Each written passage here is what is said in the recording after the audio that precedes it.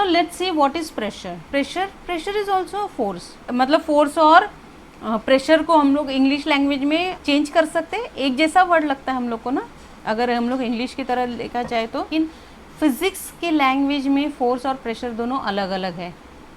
Basically force और pressure physics की ही language है, लेकिन उसको हम लोग इंग्लिश में यूज़ करते हैं, वो बात अलग है। हमारे पास हैमर है और एक नेल होता है, ठीक है। नेल जो है उसको क्या होता है, नीचे पॉइंटेड एंड रहता है। अब अगर नेल खीले को अगर हमको गाड़ना होगा दीवार में, तो क्या करते हैं हम लोग, हैमर से उसको ठोकते हैं ना, उसके ऊपर के पार्ट को ठोकते हैं, उसके हेड पे ठोकते हैं, और वो अपने आप अंदर उड़ में चला जाता है ना, दीवार, या फिर दीवार के अंदर चले जाता है। या फिर हमारा नाइफ जिससे हम लोग वेजिटेबल्स काटते हैं, तो उसको क्या करते हैं हम लोग, फोर्स देते हैं ना। अब हैमर को भी क्या करते हैं, फोर्स से मारते हैं, तब जाके वो हैमर से क्या होता है, खिला अंदर चल जाता है। धीरे धीरे मारेंगे तो खिला जाएगा कि दीवार में नहीं जा पाएगा ना, तो हम लोग को क्या करना पड़ता है, ज़ोर से मारना पड़ता है ना, तभी जाके वो खिला अंदर चले जाता है। और इतनी ज़ोर से भी नहीं मारना कि दीवार ही तोड़ दे, ठीक है, दीवार नहीं तोड़ना, हम लोग को क्या करना है, नेल को मारना रहता है ना। तो क्या होता है अब ये, अगर हम लोग ने नेल के हेड के ऊपर नहीं मारा, नेल के हेड के ऊपर नहीं मारा, तो हमारी दीवार टूट जाएंगी ना। और अगर हम लोग ने अगर बराबर से हेड पे मारा, तभी जाके वो नेल क्या होगा, अंदर चले जाएगा। अब मेरे पास नाइफ है, मुझे वेजिटेबल कट करना है। वेजिटेबल कट करना है तो क्या होगा, मैं नाइफ से अगर उसको प्रेस करूँगी तो क्या होगा, वेजिटेबल या फ्रूट कटेगा। अगर मैंने नहीं उस जगह पे पर्टिकुलर एरिया पे कट नहीं मारा तो क्या होगा, बराबर से नहीं कटेगा ना, तो मम्मी से डांटी पड़ेगी ना, ठीक है। तो अगर वो नाइफ शार्प नहीं होगा, अगर हम लोग उस नाइफ को उल्टा पकड़ेंगे तो क्या होगा, काट पाएंगे कोई वेजिटेबल, नहीं काट पाएंगे ना। तो शार्प वाले साइड से ही हमको काटना पड़ेगा। तो इससे हमको क्या समझ में आता है कि एक पर्टिकुलर एरिया पे जब हम लोग फोर्स लगाते हैं तभी उसको प्रेशर बोलते हैं। और इस प्रेशर से ही हम लोग क्या कर सकते हैं, नेल बराबर दीवार में जाएगा, वेजिटेबल नाइफ से ज़रूर कटेगी। तो that is called as pressure. इसीलिए pressure is nothing but the force exerted perpendicularly on a unit area is called a pressure. उस पर्टिकुलर एरिया पे जितना हम लोग फोर्स लगाएंगे वो है प्रेशर। तो बाकी टाइम में जैसे हम लोगों ने देखा बैलेंस फोर्स, अनबैलेंस्ड फोर्स, या फिर हम लोगों ने देखे contact force, non contact force, ये सारे फोर्स जो थे ना वो टाइप के फोर्स थे। लेकिन जब कोई फोर्स हम लोग पर्टिकुलर एरिया पे लगाएंगे तो उसको प्रेशर बोलते हैं। Okay, the unit of pressure, the SI unit of force is Newton. के बेसिकली फोर्स को न्यूटन ने इंट्रोड्यूस किया था तो उसका नाम दे दिया उन लोगों ने, ठीक है। इसका यूनिट न्यूटन है। यूनिट न्यूटन है मतलब उसको न्यूटन में गिनते हैं। जैसे हम लोग बोलते हैं 1 kg टोमेटो, 1 kg एप्पल, या फिर 1 लीटर माज़ा, 1 लीटर ऑयल, है ना। तो लीटर, किलोग्राम, ये सब हम लोग देखे ना, ये दोज आर यूनिट्स। वैसे ही फोर्स का यूनिट है न्यूटन, ठीक है। And area is measured in metre square. Area हमको पता है ना मीटर में मेजर होता है, लेकिन क्योंकि area is nothing but the metre square, तो therefore the SI unit of pressure is newton per metre square. It is known as pascal. तो pascal is nothing but the newton per metre square. Pressure में उसका नाम आ गया pascal. हाँ, in atmospheric science the unit of pressure is bar. 1 bar is equal to 10⁵ pascal. Pressure is a scalar quantity. देखो, pressure को vector नहीं है, प्रेशर को कोई मैग्नीट्यूड तो है लेकिन कोई डायरेक्शन नहीं रहता है, ठीक है। तो pressure is a scalar quantity, ठीक है। लेकिन फोर्स कैसी है, वेक्टर क्वांटिटी। फोर्स को डायरेक्शन होता है, ओके। लेकिन वही प्रेशर को कोई डायरेक्शन नहीं होता है, वो क्या है, स्केलर क्वांटिटी। हाँ, so from this expression if area increases pressure reduces. अगर एरिया बड़ा होगा तो प्रेशर रिड्यूस होगा ना। अब वो नेल का एरिया कितना छोटा है तो हमको क्या करना पड़ेगा, जोर जोर से करना पड़ेगा। बड़ा खिला होगा तो क्या होगा, एरिया बढ़ गया तो प्रेशर हमको कम लगाना पड़ेगा, है ना। और if the area decreases the pressure increases for the same force. Now due to natural adaptation the bottom surface of camels feet are broad, hence the camels weight is exerted on a large area and the pressure on the sand is reduced. This is why camel's feet do not penetrate into the sand and it becomes easy to walk, है ना। Camel को इसलिए use करते हैं हम लोग sand में चलने के लिए, रेगिस्तान में, क्योंकि उसके फीट क्या हो जाते हैं, अंदर नहीं जाते हैं। अगर ऐसा होता तो हम लोग हम लोग नहीं चल सकते ना सैंड पे से, हमारे पैर कैसे अंदर धंसते जाते हैं। लेकिन कैमल का ऐसा नहीं होता है। क्यों? क्योंकि उसके पास क्या रहता है, कैमल्स के फीट जो होते हैं ब्रॉड होते हैं, जिससे उसका वजन क्या हो जाता है, उस पर फैल जाता है, और इसकी वजह से क्या होता है, उसको उसके पैर पे प्रेशर नहीं गिरता। लेकिन हम लोग के पैर के ऊपर पूरा प्रेशर रहता है, क्योंकि हमारे फीट उतने ब्रॉड नहीं रहते, तो हमारे प्रेशर के, हमारे वजन की वजह से क्या होता है, प्रेशर पड़ता है पैर के ऊपर और हम लोग अंदर घसते हैं। लेकिन कैमल के लिए ऐसा नहीं, उसके पैर फैले हुए रहते हैं और क्या रहते हैं, थोड़े से अंदर से उभरे हुए रहते हैं, जिसकी वजह से क्या होते हैं, वो वज़न भी, उसकी वजह से उसको अपोजिट फोर्स भी आते रहता है। Because of this camels feet do not penetrate into the sand. हाँ, ये शायद मुझे लगता है क्वेश्चन भी है जिसका आंसर यहाँ पर है। हाँ, okay, so pressure can be given to solid, pressure can be given to liquid and finally gas pressure. Okay, तो प्रेशर सबको दे सकते हैं हम लोग, लिक्विड को दे सकते हैं, गैस को दे सकते हैं, सॉलिड को दे सकते हैं ना, सबको हम लोग प्रेशर दे सकते हैं। Gas pressure, if a balloon is inflated by filling air by mouth it inflates on all sides, है ना। हम लोग बलून फुलाते हैं तो क्या करते हैं, हम लोग गैस प्रेशर मतलब हवा डालते हैं तो वो फूल जाता है।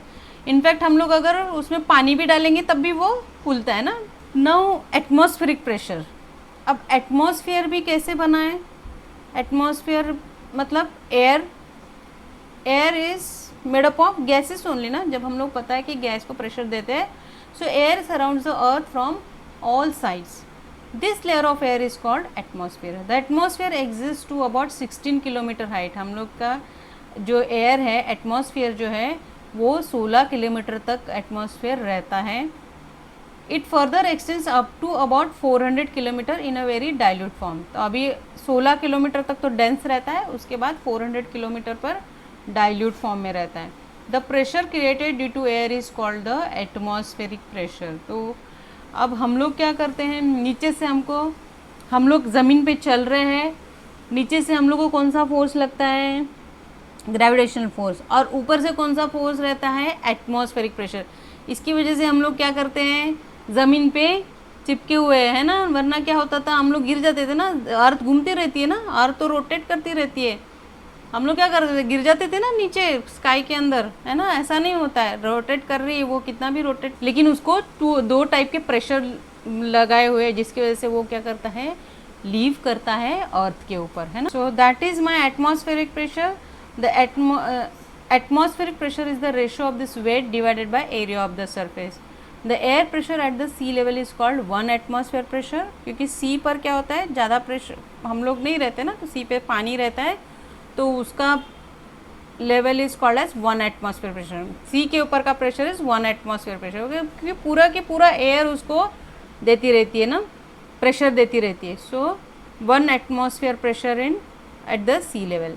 Air pressure decreases as one goes up in height from the sea level. तो सी लेवल से ऊपर ऊपर चले जाएंगे तो क्या होता है, एयर प्रेशर डिक्रीज होते, कम होते जाता है ना।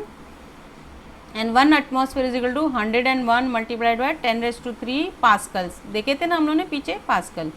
Okay, atmospheric pressure is specified in the units m bar और हेक्टोपास्कल। किस में होता है, हेक्टोपास्कल या एम बार में होता है। Okay, we have understood the formula for pressure and what is force and area. So let us move for solved example, since these are related topic over here which is given at the end of the chapter, but let us discuss in this session. Okay, but before that there is one small topic, that is density of substance and relative density. Density is equal to mass by volume. ये density का formula है, mass by volume. SI unit of density is kilogram per meter cube. The property density is very useful in deciding the purity of the substance. इसीलिए density बहुत important होती है कि हमको कैसे पता चले कि ये particular substance बहुत pure है, तो density से पता चलता है, ठीक है। The relative density of a substance is expressed with respect to the density of water. तो density, relative density का formula है density of substance divided by density of water.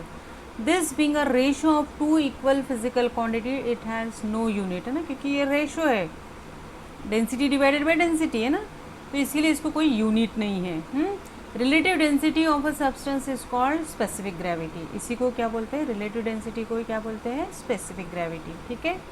तो हम लोग इसको क्या करेंगे, एग्जाम्पल में यूज़ करेंगे। Now the example 1, the area of the bottom of a tiffin box is 0.25 metre square and the weight is 15 newton. Calculate the pressure exerted by the box on the shelf. तो क्या है, एक box tiffin box है जो हम लोगों ने shelf पे रखा हुआ है। अब हमको पता है कि इसका बॉटम का जो एरिया है वो 0.25 मीटर स्क्वायर है। हम लोग मेजर कर सकते हैं ना एरिया, ठीक है। और उसका वेट जो है वो 50 न्यूटन्स है। 50 न्यूटन्स वेट क्यों है, क्योंकि उतना जितना डब्बे का वेट होगा वो उतना क्या करेगा, फोर्स डालेगा वो टिफ़िन बॉक्स शेल्फ के ऊपर। यहाँ पर what is been given, area is given that is 0.25 metre square और weight of the box is 50 newtons. अब न्यूटन्स का मतलब क्या है, न्यूटन में मेजर किया मतलब क्या है, ये फोर्स है ना। तो 50 न्यूटन्स। हमको क्या फाइंड करना है, pressure. Calculate the pressure exerted by the box on shelf. तो मुझे तो मालूम है प्रेशर का formula force divided by area. अब फोर्स मुझे मालूम है 50 न्यूटन्स, एरिया मुझे मालूम है 0.25, तो इसकी वैल्यू आएगी 200। कैसे, ये जो 0.25 है ना, इसको हम लोग क्या करेंगे 25/100 कर देंगे, ठीक है। तो जब ये 25/100 हो जाएगा, ठीक है, 50 डिवाइडेड बाय 25/100, तो ये 100 क्या हो जाएगा, ऊपर आ जाएगा और हमारा इक्वेशन क्या बनेगा, ठीक है। तो मेरा एक्सप्रेशन क्या बनेगा, 50 मल्टीप्लाइड बाय 100 डिवाइडेड बाय 25 है ना। 50 डिवाइडेड बाय 25/100 था, तो ये 100 क्या हो गया, ऊपर चला गया। नाउ इट्स ईजियर, 25 1 ज़ा 25 एंड 25 4 ज़ा 100 एंड 5 4 ज़ा 20 और ये 0, तो 250 मल्टीप्लाइड बाय 4 का आंसर आ जाएगा 200 newton per metre square. Okay, now example 2, calculate the relative density of iron if the density of water is 10⁻³ kilogram metre cube and the density of iron is 7.85 multiplied by 10⁻³ kilogram metre cube. ये 10⁻³ मतलब 10 पे, इसका मतलब ये है कि 7.8 पे 3 0 लगने वाले थे, ठीक है। तो ये लोग फिर अब से 10⁻³ लिखने लगे ताकि वो 0 क्या हो, बार बार लिखने की ज़रूरत नहीं पड़े, है ना। तो क्या है, डेंसिटी ऑफ वाटर दिया है 10⁻³ और मतलब 1 है, ओके, 1 मल्टीप्लाइड बाय 10⁻³ और आयरन की दी हुई है 7.85, ठीक है। अब इसमें क्या है, डेंसिटी ऑफ वाटर दी है, डेंसिटी ऑफ आयरन दिया हुआ है, ठीक है। अब हमको मालूम है formula, relative density of iron equal to density of iron divided by density of water. अभी देखे थे हम लोगों ने फॉर्मूला, ठीक है। तो density of iron is 7.85 multiplied by 10⁻³ divided by 10⁻³। तो ये दोनों 10⁻³ चले जाएंगे और आंसर क्या आएगा 7.85। रिमेंबर, इसके लिए कोई यूनिट नहीं है क्योंकि ये सिर्फ एक रेशो है, तो हमको डायरेक्टली वैल्यू मिल जाएगी 7.85। Okay, now example 3, the area of the tip of a screw is 0.5 millimetre square and its weight is 0.5 Newton. Calculate the pressure in pascal exerted by the screw on a wooden plank. याद है ना, हम लोगों ने यही example देखा था ना कि हम लोग क्या करते हैं, स्क्रू हैमर और नेल वाला, ठीक है। तो हम लोग इसका भी प्रेशर निकालना है, लेकिन किस में निकालना है, हमको पास्कल में निकालना है, ठीक है। तो अभी देखो एरिया दिया है 0.5 मीटर स्क्वायर, मिलीमीटर स्क्वायर। तो इसको हम लोग क्या करेंगे, कन्वर्ट करेंगे हम लोग इसको मीटर स्क्वायर में। तो मीटर स्क्वायर में कन्वर्ट करने के लिए हमको क्या करना पड़ा, इसको 0.5 मल्टीप्लाई 10⁻⁻6 है। अब ये -6 क्यों आया है, क्योंकि 0.5 मिलीमीटर स्क्वायर है, मिलीमीटर को हमको क्या कर रहे हैं, मीटर में कन्वर्ट कर रहे हैं, तो हमको डिवाइड करना पड़ेगा ना। तो डिवाइड का क्या करें हम लोग, नीचे लिखने के बजाय 10⁻6 को ऊपर लिख दिया और -6 के साथ लिख दिए, ठीक है। तो मेरा एरिया क्या मिला, 0.5 मल्टीप्लाइड बाय 10⁻⁻6, मतलब 6 0 हमको लगाने पड़ेंगे। क्यों, metre square is 1 millimetre is equal to how many metres, see 1 metre is equal to 100 centimetre and 1 centimetre is equal to 100 millimetres, है ना। तो इस तरह से दोनों के 3 0 लग जाएंगे और ये 6 हो जाएगा। फिर wait of the screw is 0.5 Newton, तो वो भी हम लोग को दिया हुआ इधर है ना, 0.5 न्यूटन। तो हमको प्रेशर फाइंड करना है। अब मुझे मालूम है प्रेशर का फॉर्मूला वेट बाय एरिया या फिर फोर्स बाय एरिया। तो 0.5 डिवाइडेड बाय 0.5 मल्टीप्लाइड बाय 10⁻⁻6, ठीक है। अब ये 0.5 और 0.5 कट हो जाएगा और ऊपर आ जाएगा तो न्यूटन मीटर स्क्वायर। अब हमको मालूम है newton metre square is nothing but a pascal, तो 10⁶ pascal. Very easy. Now next example is example 4, mass of a block of metal is 10 kilogram and its dimension are length 50 centimetre, breadth 10 centimetre, height 20 centimetre. हाँ, तो ये क्या होगी 50 centimetre, 10 centimetre और height क्या होगी 20 centimetre. ये किसकी है, मास ऑफ ए ब्लॉक जिसका वजन 10 kg है। If the metal block is placed on the following surface on the table, find out which of the surface ABCD and will the pressure exerted on the table be maximum. तो कौन सा बाजू रखेंगे table के ऊपर तो maximum exert करेगा pressure, वो हम लोग को देखना है। तो इसलिए उन लोगों ने क्या किया, हम लोग को एक फिगर बना के दिया है ABCDDEFG, length is 50, height is 20 and width is 10। ठीक है, ये H, ये पीछे वाला जो साइड थी ना उसका ये H दिखाया इन लोगों ने। ये H हाइट, इसका मतलब हाइट नहीं है। Now we know that weight of the block is equal to mg।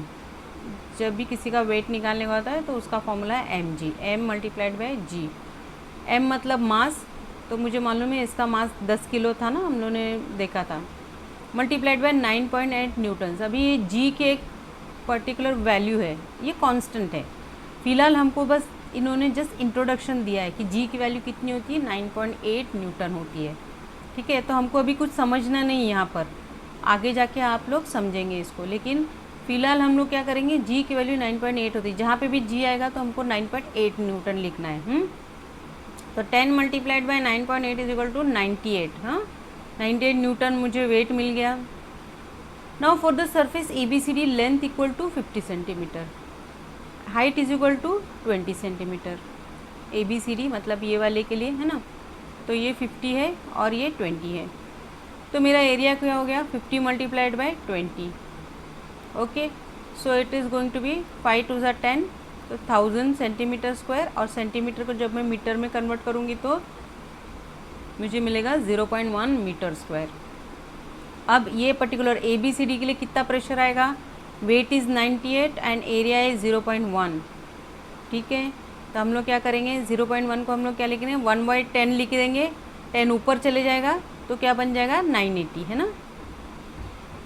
तो ABCD के लिए कितना प्रेशर मिला, 980 pascals. Now for the surface CDF, length equal to 50।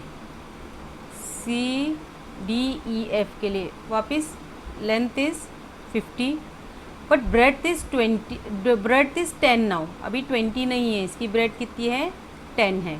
ठीक है, तो मेरा फॉर्मूला वापस से एरिया के लिए 50 multiply by 10 that is 500 centimetre square, और फिर इसको हम लोग मीटर में कन्वर्ट करेंगे तो क्या बन जाएगा 0.05। और वेट तो हम लोग को मालूम था 9800। हमको तो मालूम था 9800 कहाँ से आया, ये है ना। ये बहुत बड़ा क्वेश्चन है यहाँ पर। देखो ये 0.05 जो है ना, इसको हम लोगों ने क्या लिखे, ये 0.05 जो है ना, इसको हम लोगों ने क्या लिखे, 5 डिवाइडेड बाय 100। ठीक है, तो 98 मल्टीप्लाइड बाय 100 डिवाइडेड बाय 5 ना, क्योंकि ये नीचे है ना, डिवाइड करना है ना, एरिया को डिवाइड करना है। ठीक है, तो क्या बन गया 98 डिवाइडेड बाय 5 डिवाइडेड बाय 100। तो ये 100 क्या है, 98 के साथ मल्टीप्लाई हो गया और 5 नीचे बच गया, तो 98 multiplied by 100 is 9800 divided by 5। Okay, समझ में आया 9800 कहाँ से हो गया, ये 0.05 की वजह से। हाँ, अभी हम क्या करेंगे, इस 5 को डिवाइड करेंगे तो 5 1 ज़ा 5 और ये क्या हो जाएगा 5 1 ज़ा 5। तो 9 - 5 इज़ 4, तो 48। सो 5 9 ज़ा 45। 5 9 ज़ा 45 हो गया, तो कितना बचा अभी 3, तो 30। तो 5 6 ज़ा 30, 5 6 ज़ा 30, तो क्या आया मेरा answer 1960। Okay, is that okay, understood. 1960। तो पहले वाले में कितना प्रेशर है 980, दूसरे वाले में कितना है 1960। Okay, now for the surface BCFG, height is equal to 20 centimetre and breadth is 10 centimetre. Now तो मेरा एरिया बन जाएगा 20 multiplied by 10 that is 200 centimetre square. इसको कन्वर्ट करेंगे मीटर में तो बन जाएगा 0.02। ठीक है, फॉर्मूला है pressure is equal to weight by area, 98 divide by 0.02। ठीक है, तो क्या हो जाएगा, ठीक है 98 बिकम्स 2/100, तो 98 100 ऊपर चला जाएगा तो क्या बनेगा 9800 डिवाइडेड बाई, ठीक है।